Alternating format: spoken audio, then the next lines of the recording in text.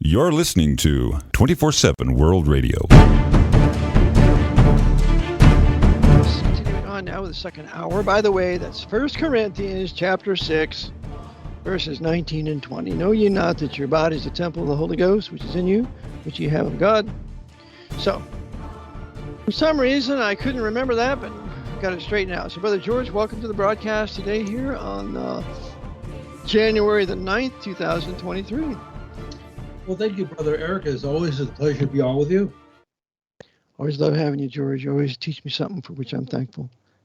Oh, okay. Well, I just thought you had me on your show just simply because you like my personality. Well, I like that too. You do have a very special personality, George. Okay. Well, thank you, brother. So the scripture verse is Exodus 20, verse 7. Exodus 20, verse 7, which says, "Thou shalt not take the name of the Lord thy God in vain. The Lord will not hold them guiltless that take his name in vain." Okay, there are several applications. At least one of them should be fairly obvious.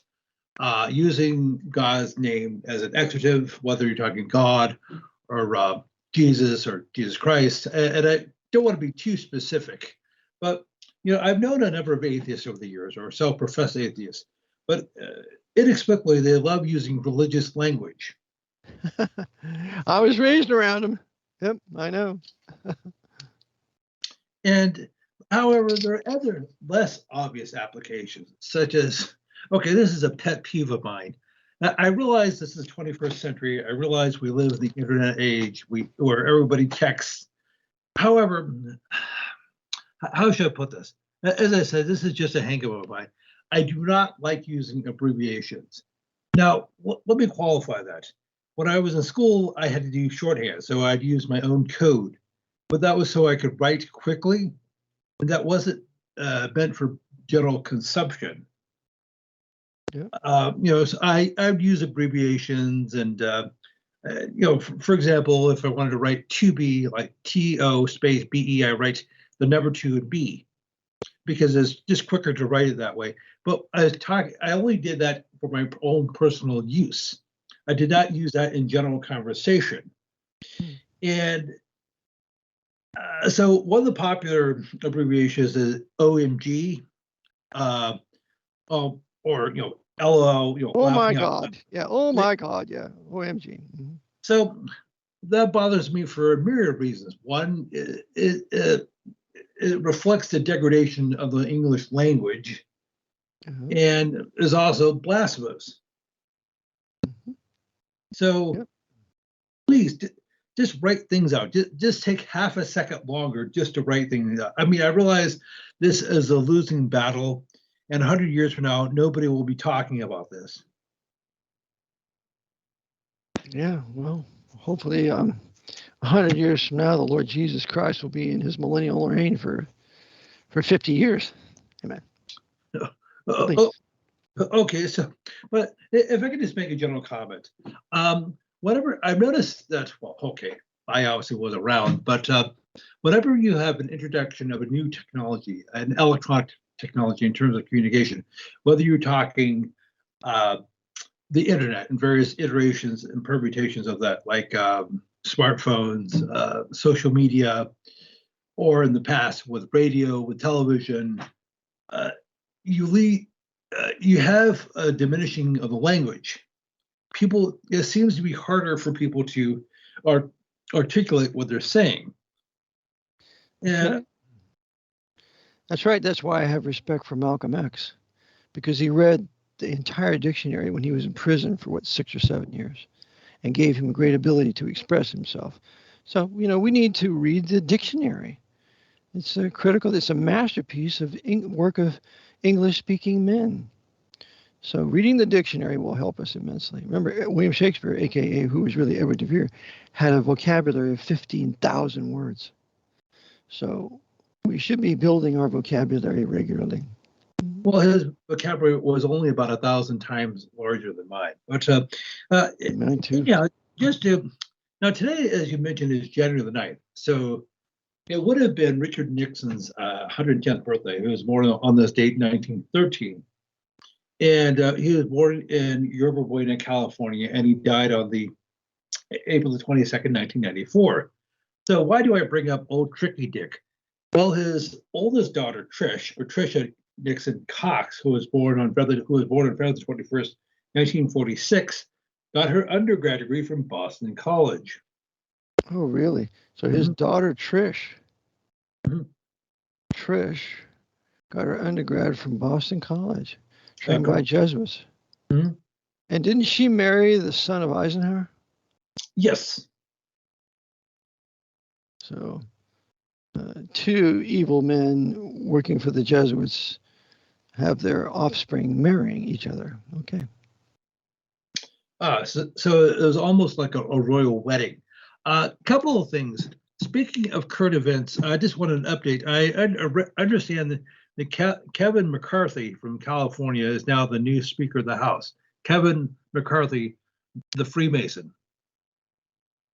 Kevin McCarthy's now Speaker of the House. Correct.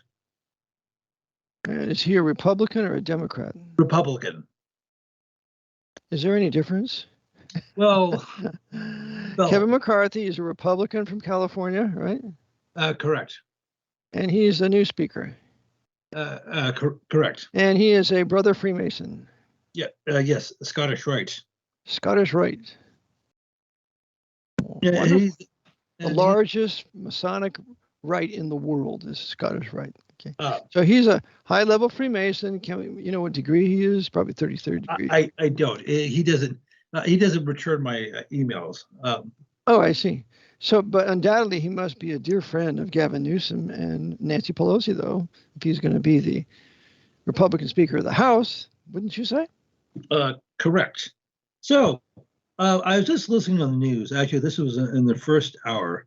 The new Prime Minister of Japan, or the relatively new Prime Minister of Japan, is Fumio Kishida, who was born on July the 29th, 1957.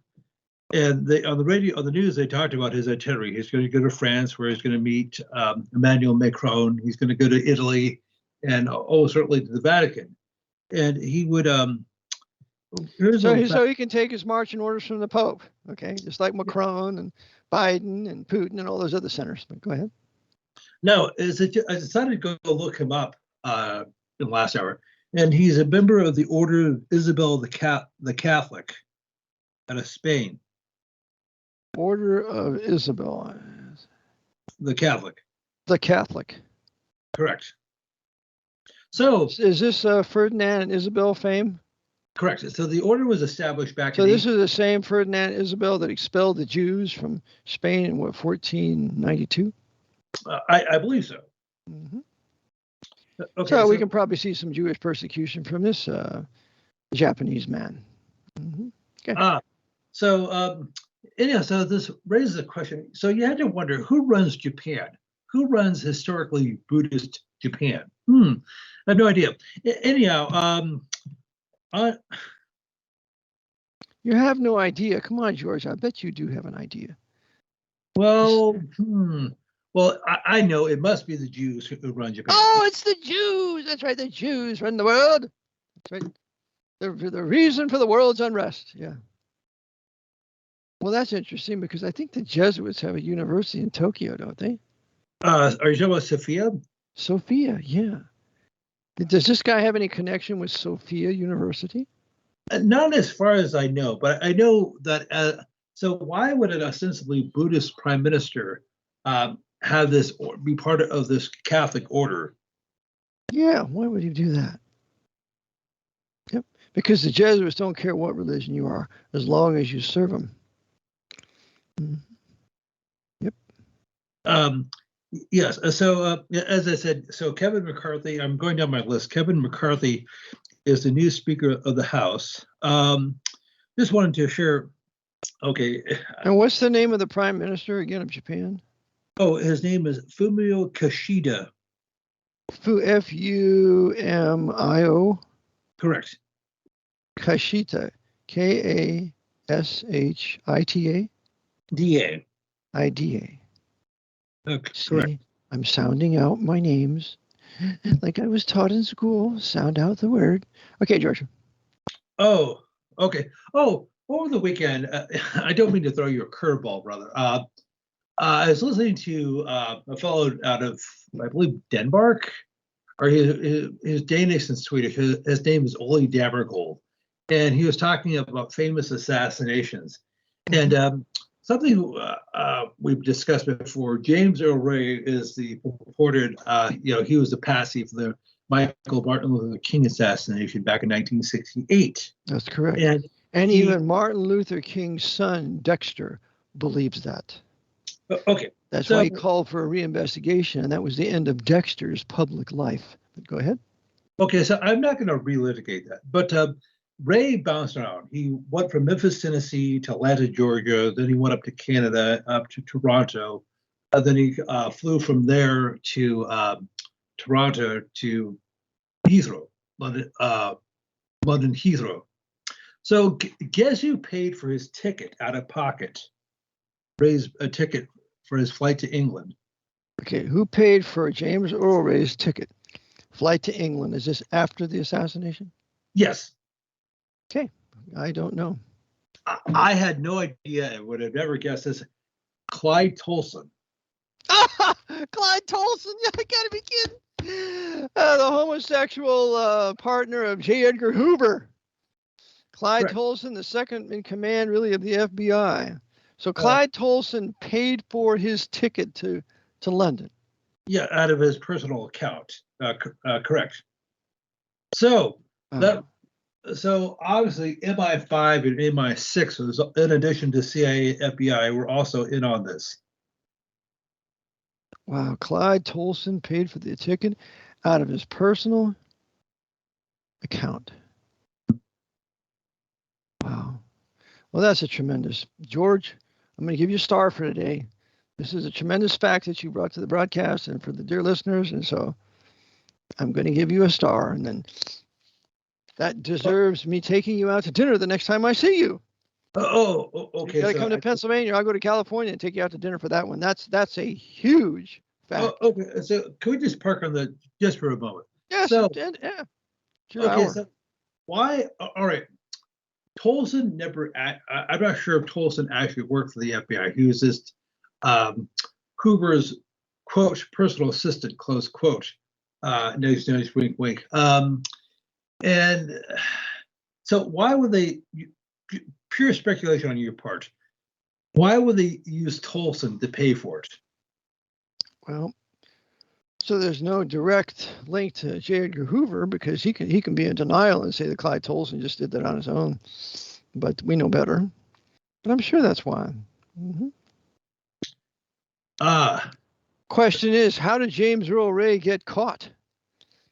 That would be an interesting little conversation, but it's enough to say that he was just like Jean Surratt. He was sent to Liverpool, England, through the priests in Canada, and so we have James Earl Ray sent to London through the Jesuits using Clyde Tolson.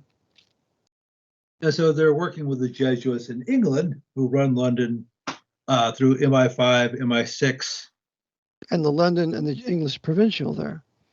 English provincial in London there runs the country. And thus he controls MI5, MI6. Mm-hmm. And the Archbishop of Westminster, which is Catholic, and the Archbishop of Canterbury, who is Anglican. All subject to the Jesuit provincial there in England. So anyhow, just wanted to bring up anti-Jewish fury, or try to foment that. But sure. Back when I was in high school, I had a classmate, a girl named Sarah Greenbaum, the daughter of Norman Greenbaum. Now, there's a song that came out in 1969. I don't remember the release date, called "Spirit in the Sky." Yep. And I liked it growing up, but I never really paid attention to the words, which is, I'll jump on this. Just moderately blasphemous. I've never been a sinner. I've got a friend named Jesus. I'm going to recommend you to the Spirit in the Sky. And well, it's a pagan tune with the pagan words, and it would only be popular if it was blasphemous. So it's terrible. Yep. So, as I said, I went to high school with Sarah. Her parents divorced in the early 1970s, so she was estranged from her father. But anyhow, it turns out so I looked up Norm Greenbaum, and as it just so happens, he has the exact same birthday as Joe Biden, November the 20th, 1942. So he's 80 years old. Now, I realize, that's probably just a coincidence. However, so I couldn't find, other than the fact that he's Jewish, I couldn't find anything suspicious about him. But it turns out the company that produced the album was Reprise Records, which was founded by Frank Sinatra, Old Blue Eyes. Excuse me. Oh, Reprise Records. I used to get those 45s. I remember one band that was on Reprise Records. It was the Kinks, Kinks, Kinks. Well, you really got me. You really got me. That's right. And so Frank Sinatra founded this. Correct. So, in 1960. So, devout Roman Catholic, received an honorary degree from Loyola Marymount, Los Angeles. So Frank Sinatra received an honorary degree from the Jesuits of Loyola Marymount? Correct. Well, that's your second star for the day, George. Well, that's I very think important. Okay. So, quick question for you. Almost anybody could have, well, I suppose that Norm wrote the song, and here again, here's pure speculation. They said, the judge said, yes, we'll have this Jew, who's this ethnically Jewish fellow, Norman Greenbaum, write this song, we'll make it a major hit. So you can prove he wrote the song? So he did write the song? I think so. Okay, I'm just asking. He's credited with writing it. Oh, he's credited with writing it. Okay, very good. Mm-hmm. So, very, very, very. No, I just wondering, did you ever perform that song? Sure did. I didn't perform that one. I performed the Kinks. It really got me. I used to perform that one, but I never performed that Spirit in the Sky because I always considered it a queer song, effeminate queer song. So I would never ever play that song. But go ahead. Even prior to your conversion. That's right. Well,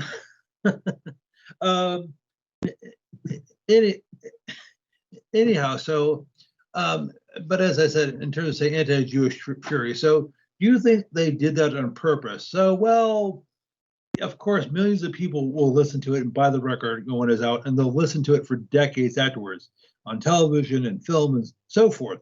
But when things fall apart, we can always blame Greenbaum. Hey, we had nothing to do with that. Right. That's right.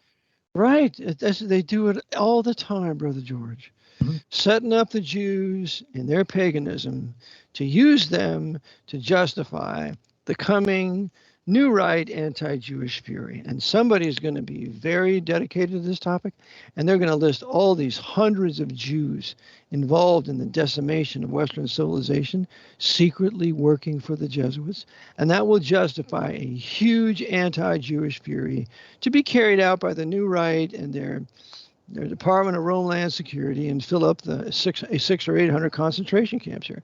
It's highly calculated, well thought out, and you just watch when they decide they're going to implement it.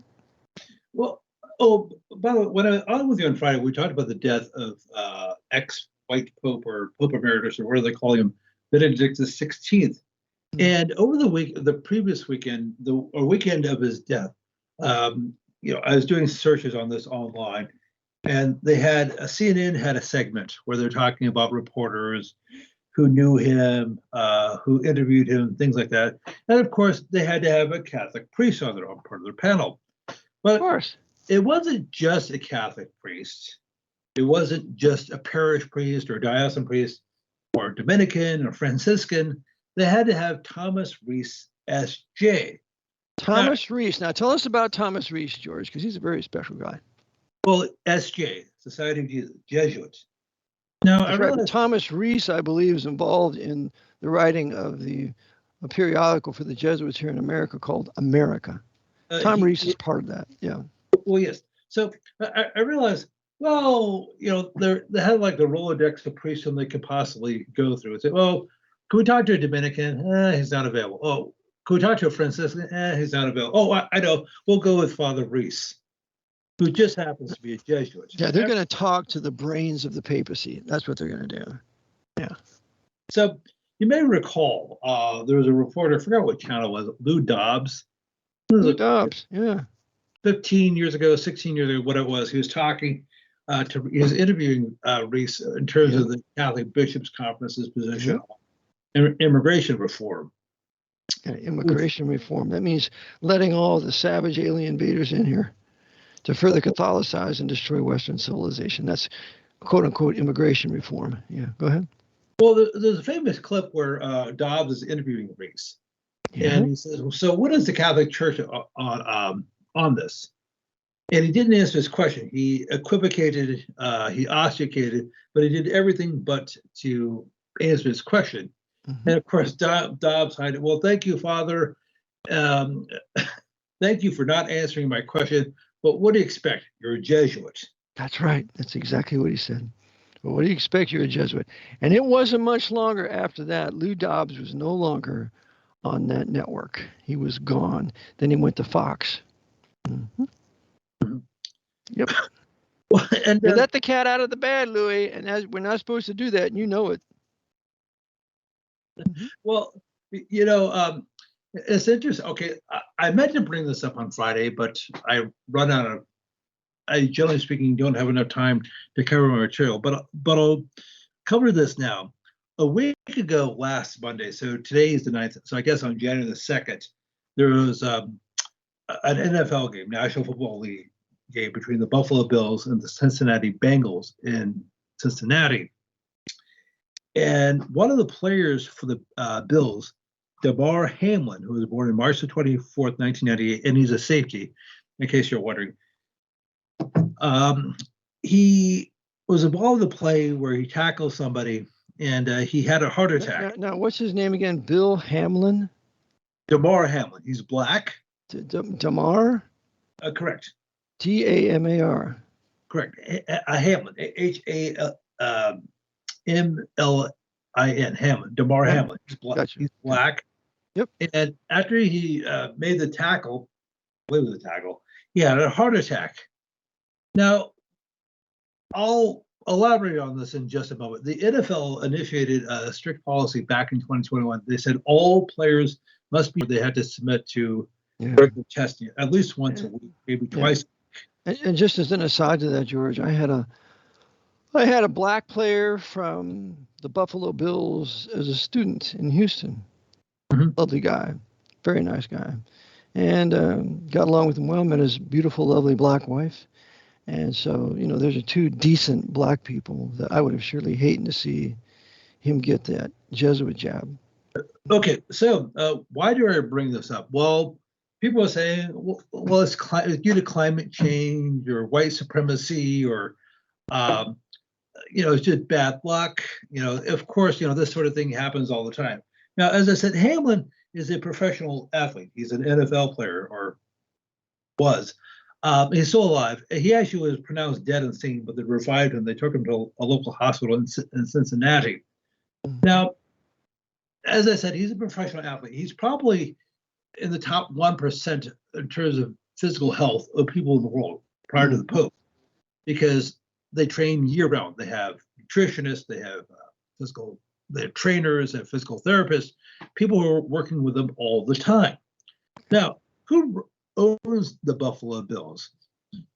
I didn't know this until actually the other day because I really don't follow the NFL. The owner of the Buffalo Bills, rather, is Terry Pagula, who was born on March 27, 1951. Terry Pagula. How do you spell that name? P-A-G-U-L-A. Pagula. So that's P-A-B-U-L-A? Yes, I think that's Portuguese, if I'm not mistaken, possibly Italian. Yeah. So he went to Scranton Preparatory School in Scranton, Pennsylvania. Scranton Prep, I think that's run by the Jesuits. It is. And because as soon as they prep you, Then they send you to Scranton University there, which is an absolute Jesuit university and a great recruiting center for the CIA. Yes. Go ahead. The coach for the Buffalo Bills is Sean McDermott. What does that sound like to you? Sounds like he's Irish Catholic. Correct. He went to high school at LaSalle High School in Wintermore, Pennsylvania. Went to LaSalle. I think LaSalle was a Jesuit also, wasn't he, George? He was. Thank you. LaSalle High School. So he went to high school to be trained by the Jesuits. Do you know where he went after that? William and Mary College in Virginia. Mm-hmm. Well, the Jesuits have taken that over through their coadjutors. But yeah, so here he is, Sean McDermott, a good Irish Catholic, trained by the Jesuits a little bit. We'll make him head coach. Is that what he is, or just coach? He's the head coach of the Buffalo Bills. Head coach of Buffalo Bills. So you got all those whites and all those blacks being coached by Jesuit coadjutors, and the club being owned by a Jesuit coadjutor, Terry Pabula. Mm-hmm. Now, I had there's an excellent chance that Pugula is a knight of some sort. I would think so. I would think so, but got to find the list if we can. Mm-hmm. Okay, so at minimum, he's probably a knight of Columbus. Yeah. Just like the commander of the coach of the Green Bay Packers, Vince Lombardi. I believe he was a knight of Columbus. And a knight of Malta. And a knight of Malta. Okay. Funny, all of these games that the Jesuits have put upon us, led by their coadjutors, to keep us preoccupied with sports and who's the best and blah, blah, blah, while they're busy robbing us of our heritage or of our true history and so on. But all that matters is sports now to the average American, because an American today is a Roman. But go ahead. Well, of course, is bread and circuses. Bread and circus, that's right. So the games are just a little bit more advanced today. And if you eat plenty of their food at the circuses, at the bread and the circuses, you'll get their cancer. So you can go for their cancer treatment. Their Jesuitical cancer treatment, that what chemotherapy was invented by a Jesuit trained individual, right, George? What was his name? Chemotherapy. All right, here we'll be back in a second, George. 24/7 World Radio with Brother George Widger today.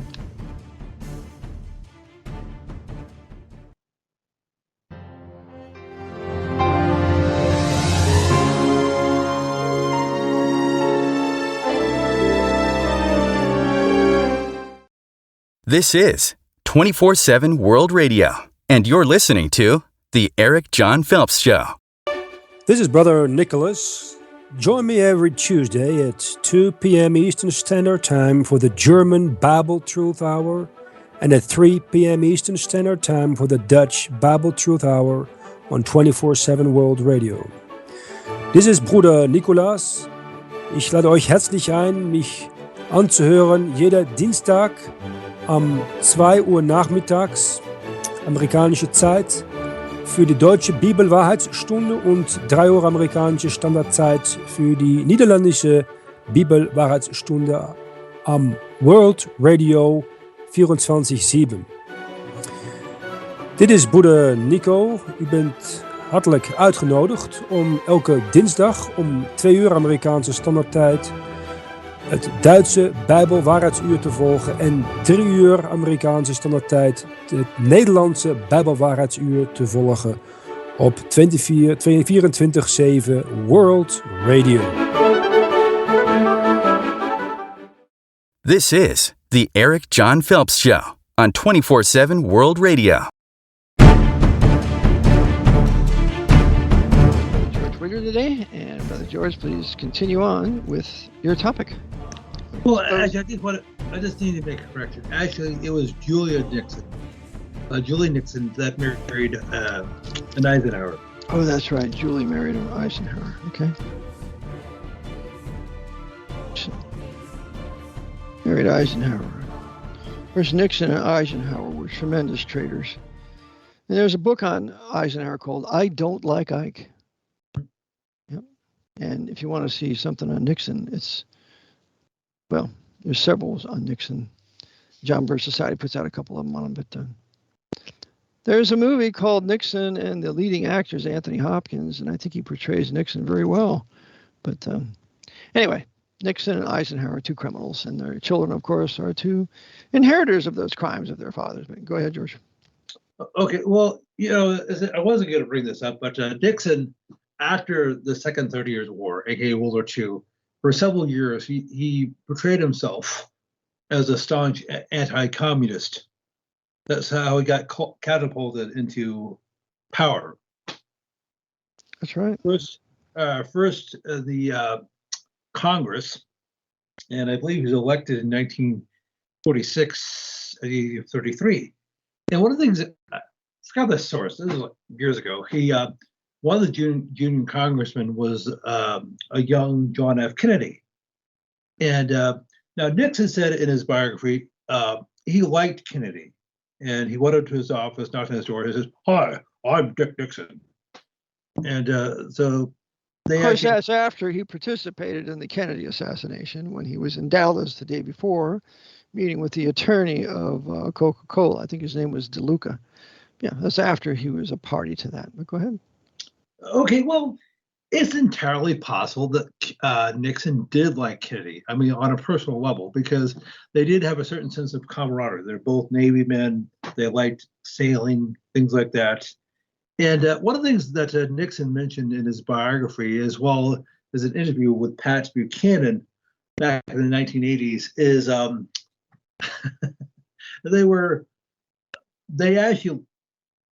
they may very well have liked each other. I'm not saying romantically, but they could have been friends.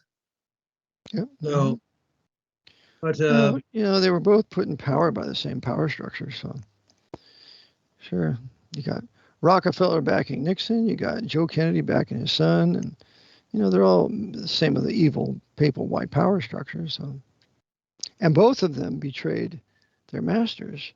Nixon bombed Haiphong Harbor. Wasn't long after he was removed, and JFK refused to go along with the Vietnam War, for which reason he was removed. So, yep. Okay, I meant to bring this up to you months ago, about 3 years ago, whenever I first started doing these streams with you, brother. Is one of the things that Nixon mentioned in his biography is that prior to joining the Navy, he never played cards in his life, according to him, because he grew up in a strict Quaker home. That was just one of the things they frowned upon. But so he almost overnight he went from being a non-card player to being a card shark. He made something like over $3,000 in poker back in the 1940s. So, question for you. I don't mean to throw your curveball. I'm sure naval intelligence had to know this. No doubt. Naval intelligence knows everything about their officers. Everything. Mm-hmm. Because the Office of Naval Intelligence at one time was the most powerful intelligence gathering network in the country until it was replaced by CIA in 1947. But the Office of Naval Intelligence, well, you had Teilhard de Chardin, the Jesuit there, who was in the Office of Naval Intelligence when he was in China. But very powerful. And without Office of Naval Intelligence, you don't have a successful attack of Pearl Harbor, because they helped oversee that according to Day of Deceit. But yeah, ONI knows everything about their officers. Okay, so why did I bring up the fact that I made $3,000 roughly 80 years ago, which would probably be at least 30,000 now, at least. So that was a huge sum of money back then. Mm-hmm. So I'm sure. I mean, I'm not sure what he did was illegal, but they had to be looking at Nixon and say, wait a second, we could use him down the road once he gets out of the Navy. That's right. That's exactly right. Well, he was for Project Paperclip, bringing the Nazis in here. He was a bosom buddy of Francis Cardinal Spellman. He was in with them. Mm-hmm. Oh, okay. So I'd like to bring up two other topics if I could. And this is more of a philosophical question rather than me presenting material, because generally speaking, how this has worked the last 2 years is I'll bring up a topic and I'll present the fact. I'll say, oh, this is where he went to school. This is where he got his law degree. But over the weekend, somebody sent me a question. One of the listeners said, why is it there are so many different types of churches today? There are thousands, tens of thousands, who knows? Now, There's a couple hundred. It's in the 200s, I believe. Okay, well, Catholics will say it's in the tens of thousands, 30,000. Well, that's incorrect. Okay, well, okay, there are several. And he asked me, why is that? Well, I can state my opinion, but what is in your opinion, why is that? Well, because there's different doctrines. Men hold the different doctrines. Generally, the Protestant churches held to basic doctrines. You see them reflected in the Augsburg Confession, with the Lutherans and the Confession of the Lutherans of the English with the 39 Articles, and the Westminster Confession of Faith for the Presbyterians. They essentially had the same confession of faith. They went along also with the Apostles' Creed. One thing wrong in it, the Apostles' Creed doesn't acknowledge any future reestablishment of the nation of Israel, but that's okay. And so then you have churches that begin to go apostate. And then you have men that are leaders, they depart and they start their own so that they are not in that apostasy. One's like J. Frank Norris. He separated from the Southern Baptist Church to establish his own Baptist church because Southern Baptists were going to apostasy. So you have different Protestant and Baptist churches being established to avoid the apostasy that their initial churches were going into. You have the same thing with the Anglican Church, and it was going apostate, and so you have the outwork of that called the Methodists. So the Methodists refused to go along with the apostasy of the Anglican Church. So that's the reason why. But someone should not occupy themselves with that. They should occupy themselves with sound doctrine. And remember that the Roman papacy is not a Christian church, never has been, never will be. So their argument that they're the oldest church and that they're for unity and they condemn freedom of conscience is just a design to destroy Western civilization. I say, you have all these different Protestant and Baptist churches, so be it. So what?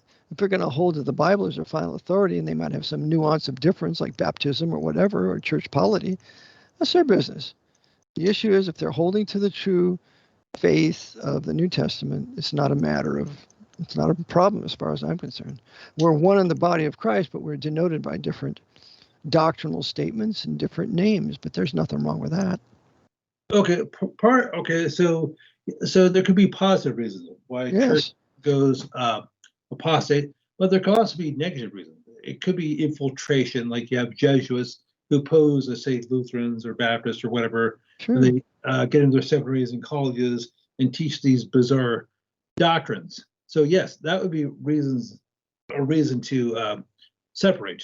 Right, because the Jesuits feigned themselves to be Protestants to bring that church or group back to the Holy Mother Church, and that's right in the fourth vow of the Jesuit order, the oath of extreme induction.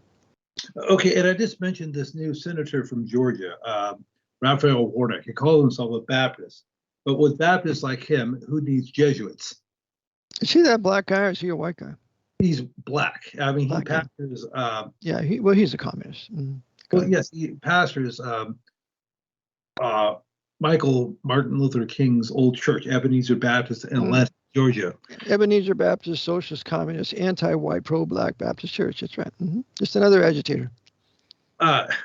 Yes. Speaking of agitation, okay. So as I said, I'm trying to squeeze in two more topics. I guess over the weekend on the 5th, an actor by the name of Earl Bone died. Now you may not know the name. He'd been acting since the 1950s as a teenager. He was born on the 8th of August, 1941, died on January the 5th, so just a few days ago. And you may not know the name, but you'll definitely remember the face. Have you seen any of the Terminator movies? Yes. Okay, so he played the psychiatrist in the 1984 film, the 1981 film, and at least one or two of the other sequels. So his character's name was Dr. Peter Silberman. Oh, we'll make him a Jew. Okay. Yes. So portray Jews as evil again. Okay, go ahead. Mm-hmm. But not necessarily evil, but incompetent. Incompetent. Okay. Because in the 1984 movie, when Dr. Silberman is talking to the protagonist, Kyle Reese, he dismisses him as just being crazy. He said he's from the future and he's here to save Sarah Connor. Well, in the 1991 movie, the sequel, he has a similar attitude towards Sarah Connor. She's obviously crazy, she's delusional, and he's very very dismissive. And so I just realized he's a fictitious character. And also remembering that the Jesuits created psychology. It's their brainchild. It's their brand of confession, or the confessional, for historic white Protestant nations that don't go to the confessional.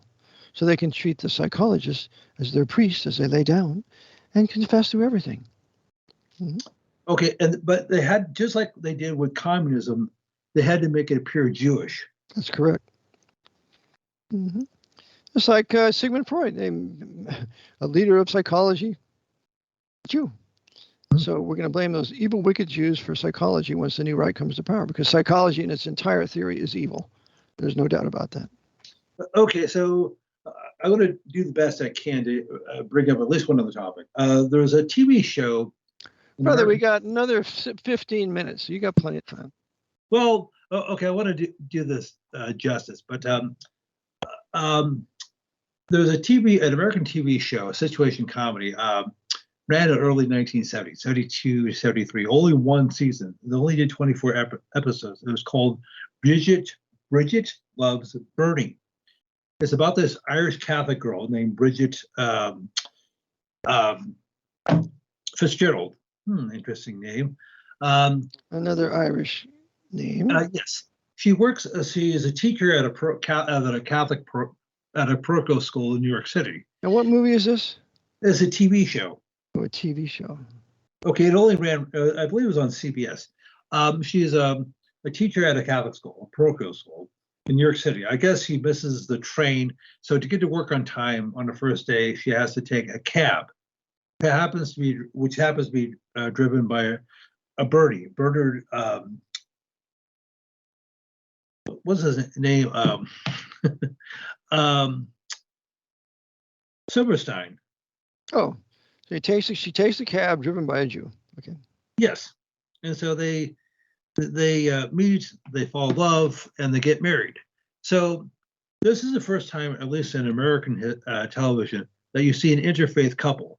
Not an interracial. Where you see, not interfaith now. It's an interracial unification and you don't see Jewish men marrying Gentile white women generally in Hollywood. That's very rare. It's always the Jewish women marrying white Gentile men, but not the man, because the seed passes through the man.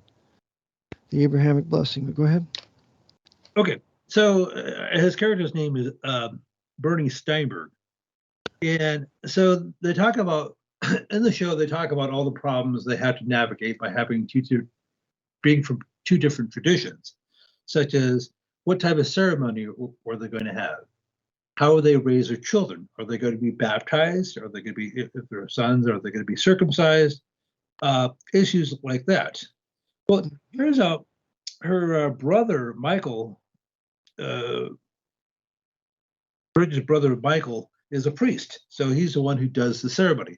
So they compromise and they have two different events, one with a priest, and then one with a rabbi. Well, that's a nice compromise. Okay. So what's this doing to the general public? It's further wanting to eliminate all differences racially as well as religious and combine them into one great big miscegenated empire that will easily fall when the invasion comes. Okay, so you had to, now, as I said, the show, even though it was popular, did well in the ratings and did well with the critics, it was canceled after one season because CBS was inundated with a bunch of letters from Catholics and Jews. So I think that was probably done by design. Well, sure, it's a test. Sure, it's a test. And like I said, you very rarely see any Jewish man in Hollywood marrying a white Gentile woman in the movies there. Yeah, I don't know if Clive Davis, of course, Clive Davis is not married because he's a homosexual, but you very rarely see the Jewish man marrying the white woman. Of course, they never marry a black woman. I mean, that's established. But go ahead. Oh, okay. So, but as I said, so there is. So, in your opinion, was this supposed to create even more anti-Jewish fury in America? Oh, yeah. Oh, there's no doubt. Sure. But it didn't create anti-Catholic fury. Of course not, because they're in charge. They run the country.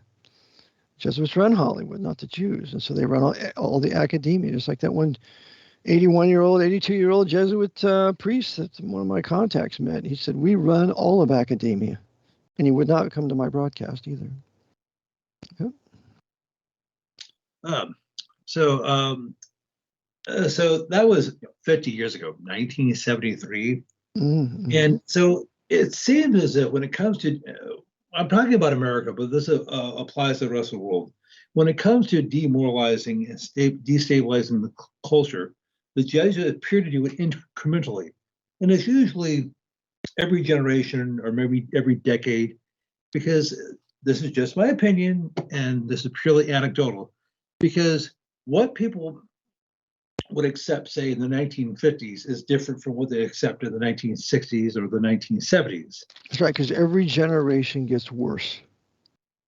It gets a little more immoral, a little more wicked, a little more crossing the line, transgressing, until you have the national judgment of God on the people, which is usually war or famine or sickness. Or a combination thereof. Yes. The four sore judgments of the Lord, the other one being political dictatorship. Boy, I'm glad that's not going on in places like Australia or California or New York or even here. Right. Mm-hmm. But Western civilizations under national judgment experiencing the four sore judgments right now. Go ahead. Okay, I was going to, I guess I'll have to say this point for the next time I'm on with you. We discussed the 1982 film Rambo First Blood with Sylvester Stallone, but I'm not going to talk about it today because I do need to come back and hit some points that I think I missed when I talked about this months ago. I just recently rewatched it. But as I said, I'm not going to talk about it right now. But hopefully I will do that the next time I'm on with you. Something I do want to mention is something you brought up about a week or so ago. Is it how the Jesuits have used Hollywood for over a century to demoralize, destabilize the culture? It's been more like 120 plus years. How long they've been? They've used it. They've used the two-front attack: the big screen, movies, and the small screen, television. Television since the 1940s, and the silver screen since actually the end of the 19th century. Well, they've also done this with music. Now, we're talking earlier about the song "Spirit in the Sky" by Norman Greenbaum, and it seems as if that every era has its own theme. You had the Roaring '20s had jazz, for example. The Beats had rock and roll and other types. Well, they had jazz, but it seems as if that Hollywood and music work together in tandem. No doubt. And I had a lady that was in Hollywood. She was married to a black man, and she said to me, Eric, she said, the only thing that's permitted to be on the radio is what the mafia permits. You have to have the mafia permission to put any music on the radio. If they don't consent, it's not going on. The mafia, of course, is Italian Roman Catholic and is run by the Archbishop. And so the Archbishop and the Council on Foreign Relations totally control the music industry. And if you have any, like they purged all the white Protestant Southern music from being played on the radio. There isn't any anymore. So they've purged it. And they promote this Africanized music for whites and blacks and whatever. Mm-hmm. Well, and of course, the mafia works with the CIA. That's correct. Mafia was here before the CIA. So when CIA was established in 1947, you can know the mafia would be a party to them and work together because, well, I have a friend that I met in the doctor's office. His name was John, and he was an assassin for the CIA, long-range assassin. He'd shoot deer at 2,500 yards. And he used to build his own long-range rifles, and he was ordered to teach a couple of mafia members how to do long-range assassination. So here you have a CIA guy teaching mafia soldiers. And John told that to me personally, and I believe him. Yep. Well, so, you're talking about the big screen, the small screen, radio. So you could say we're under attack. We're having war waged on us. You could say spiritual warfare, but it is also literal war. It's psychological warfare. Yes, absolutely. And medical warfare and legal warfare. Every profession, even as George Bernard Shaw said, every profession is against the people. And that's how it is here. Every accomplished profession is always anti the people, historic white Protestant middle class. It hurts us. Well, and you see that in all endeavors, music, Hollywood, the press, the news media, banking, finance. God forbid you should have an interview with the press. They'll twist and change everything you have to say like they did to me. So I don't speak to the press ever, or never will. So they always are going to twist it for their purposes. They know nothing of telling the truth.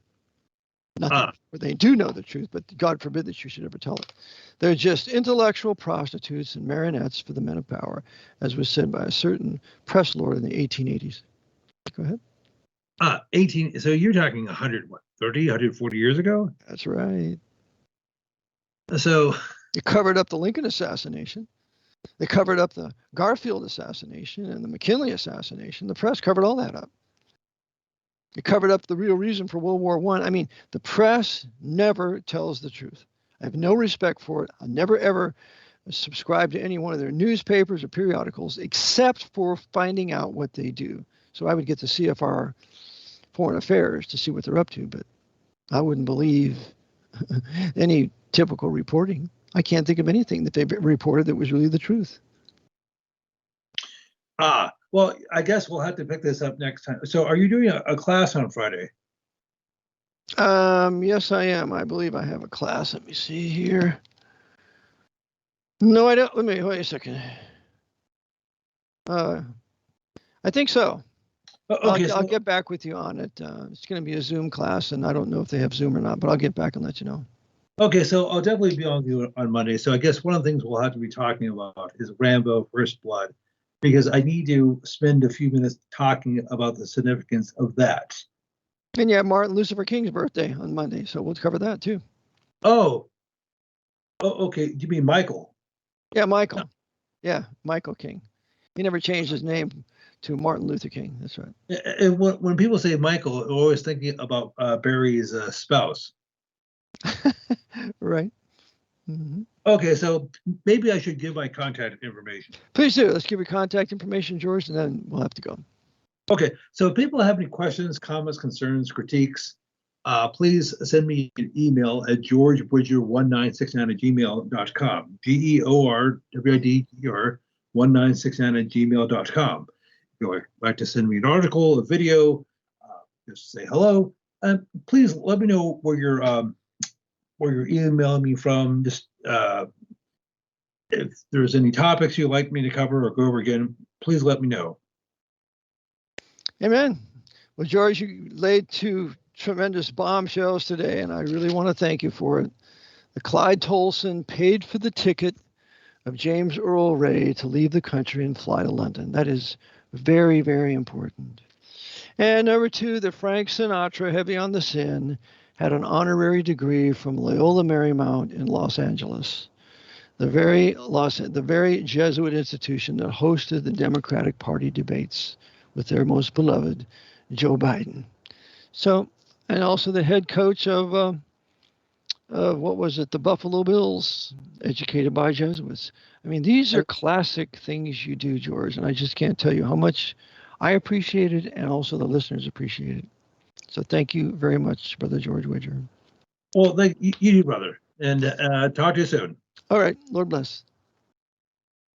All right, Brother Eric John Phillips, thank you for tuning in today. I have a book, Vatican Assassins, Wounded in the House of My Friends. Just go to my website, VaticanAssassins.org. You can pick up a copy as an ebook. And you can take it with you, or you can download it on your Kindle, whatever you want to do there. Hopefully I'll reprint the book someday and get a few bucks in here. But in the meantime, do that.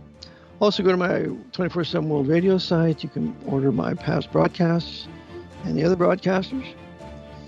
Those, sign up for Wellevate, choose your supplements there, and get a 15% discount on over 15,000 products. I have my advanced class, my tax class. I have another tax class win. One of my students received a refund of $7,000, which is the second one that's happened. So the whole approach is correct. It's within the law, and if you do it right, you should be okay. So, Brother Eric John Phelps, thank you for tuning in. Lord bless, and I'll be with you, Lord willing, on Wednesday. And until then, Maranatha, the Lord be with you.